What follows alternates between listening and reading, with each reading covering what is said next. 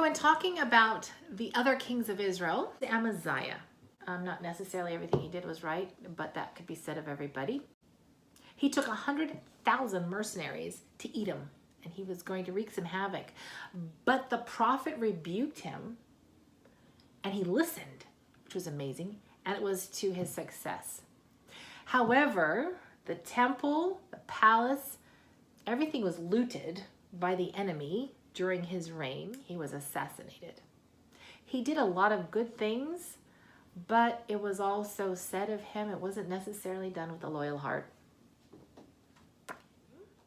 Uzziah, or Azariah, made war machines like the trebuchet.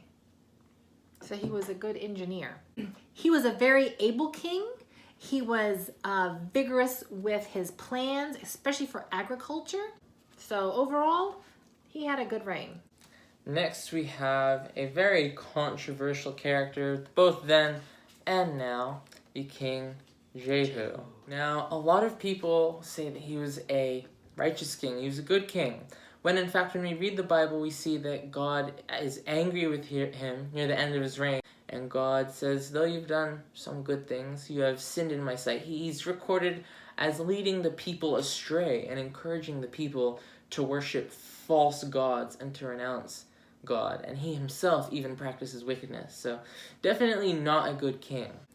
He defeated Jezebel and ran her over with his chariot. That is Jehu, because we can tell by his furious chariot driving. He, pretending to be a priest of Baal, conducts a sacrifice in the name of Baal, and then when all the worshippers of Baal begin the service, him and his men turn around and slaughter all the priests and all the worshippers of Baal.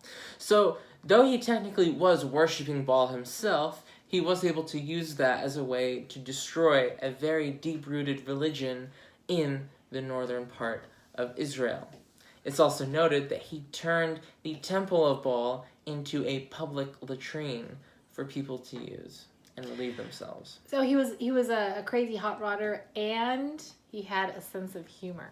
Meanwhile, over in Judah, after Uzziah, we have Jotham. Jotham was an interesting one. Zadok, the priest, was his grandfather. His mother was Jerusha.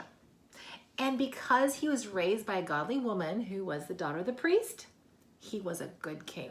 His father ended up getting leprosy because he tried to conduct sacrifice when he shouldn't. He was not a priest, he was just a king, and he tried to overstep his bounds, got cursed with leprosy, and he had to have Jotham co-rule with him to help him with the duties of the throne. Oh, he built the upper gate of the temple.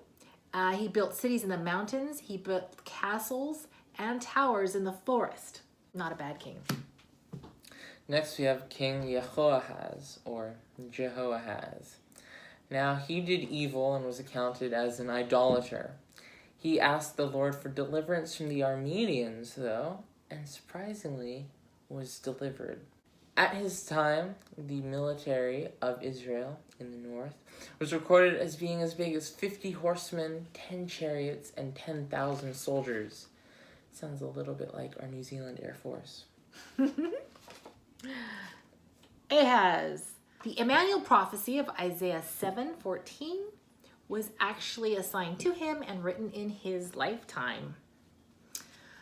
He was an ally with the Assyrians, which brought in more corruption, and he loved the Assyrian prestige and all the Assyrian idols. So he ended up defiling the temple of God. You know, you can't lie with dogs and not get fleas. King Jehoash, or King Jehoash. Now, Another Joash. Yeah. He tolerated the worship of golden calves. He was not, by any means, as good as any of his Judean counterparts. He outwardly worshipped God, though.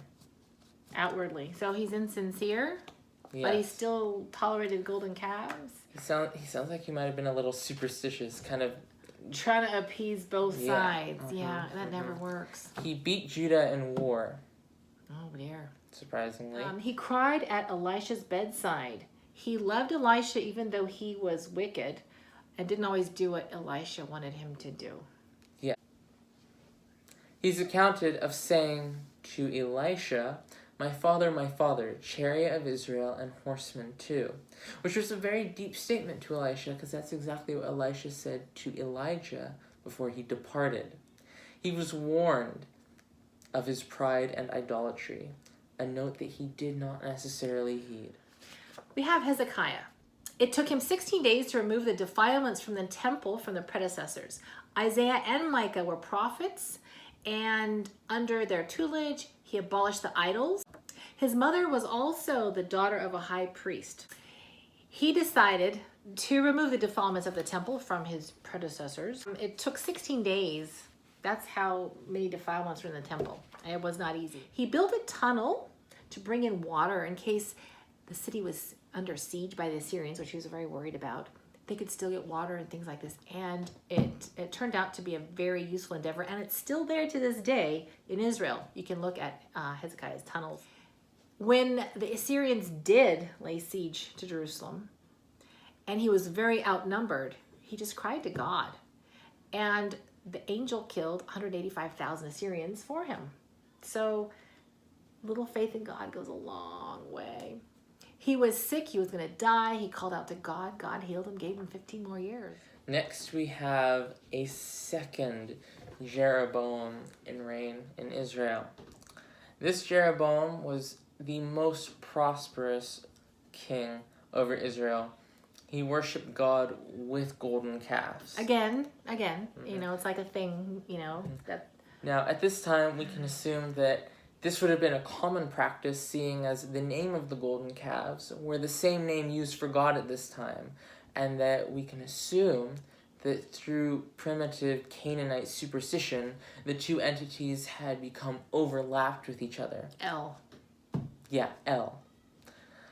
There was an earthquake mentioned by Amos, being what we now estimate around an 8-pointer earthquake that shook his kingdom, and was widely regarded as a bit of a tragedy.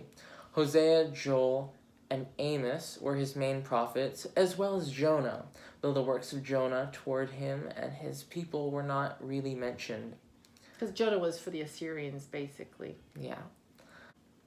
Woe to those lie on ivory beds, eat calves and lambs, and sing idle songs, was one of the messages warning about his people. He oppressed the poor and is accounted as a wicked king.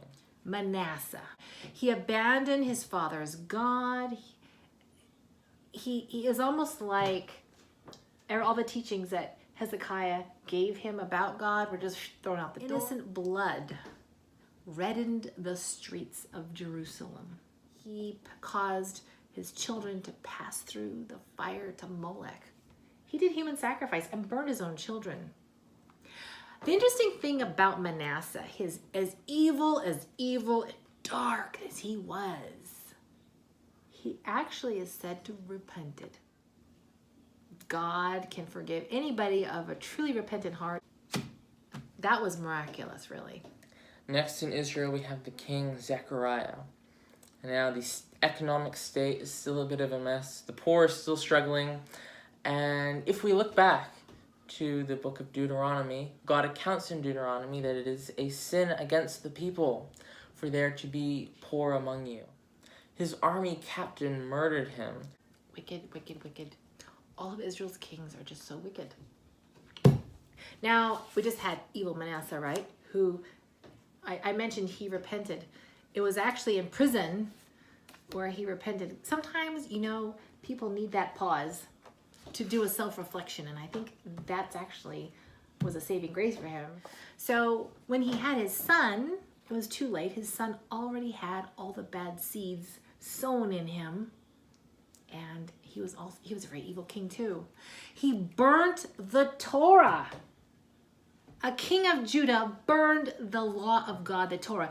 Every king was supposed to have a Torah. Joshua says, this book of the law shall not depart out of your mouth. You'll meditate upon it day and night. That was a requirement for leadership. All the kings had their scroll. Even evil King Ahab with Jezebel, one thing said about him was he wouldn't give up his Torah scroll. Mind you, he didn't read it by the look of things, but It was like tradition. You don't get rid of your Torah scroll. He burnt his. Yeah. So he was so idolatrous, he was killed by his servants. He was that bad. The servants knew he was bringing nothing but destruction upon the kingdom, and they got him. Spider webs were said to have been upon the altar of the Lord during his reign. Next in Israel, we have King Shalem. Now, not much is really said about him other than he killed the previous king. He ruled for a while before his captain killed him. Because what goes around Comes around. And Josiah, la-da-da. Isn't he a good guy? We like Josiah. And he reinstituted godly worship. I mean, coming after these guys. Remember all the cobwebs on the altar? Yeah, he cleared out the temple, cleaned up everything, and in doing so, they found a scroll. Took it to Huldah, who was the expert. The prophetess. She was a prophetess, spokesperson of the Lord, and kind of the rabbi of the rabbis, so to speak. And she gave the prophecy and all authenticated the scroll they found, which is believed to be Deuteronomy. I also did a video on Josiah. There's a lot more about him. So check that one out too if you haven't already. Josiah, good guy. Next in Israel, we have the king Menachem. Ironically, his name means the comforter, when he was anything but. He was captain to Shalem. He killed Shalem, and in a surprise revolt, he sieged Samaria. He's noted as ripping open the pregnant women. He was a very, very wicked king. Heartless. Ripping open the pregnant, I mean, sickening. He was born with the name Shalom, not to be confused with Shalom of Israel. He was chosen over his older brother to be king because he was believed to have the traits needed to lead a country. He was taken by Pharaoh and disregarded Josiah's reform anyway. Bad kid. Even though Josiah was a good king, you wonder about the parenting because a lot of these good kings, they didn't parent well. We have King Pekahiah. Yeah, quite a mouthful. He continued the sins of his predecessors and was eventually assassinated by one of his chief officers. Jehoiakim burned Jeremiah's scroll. So the prophecies that were given him, instead of heeding, he's like, oh, I don't like that. Burn it.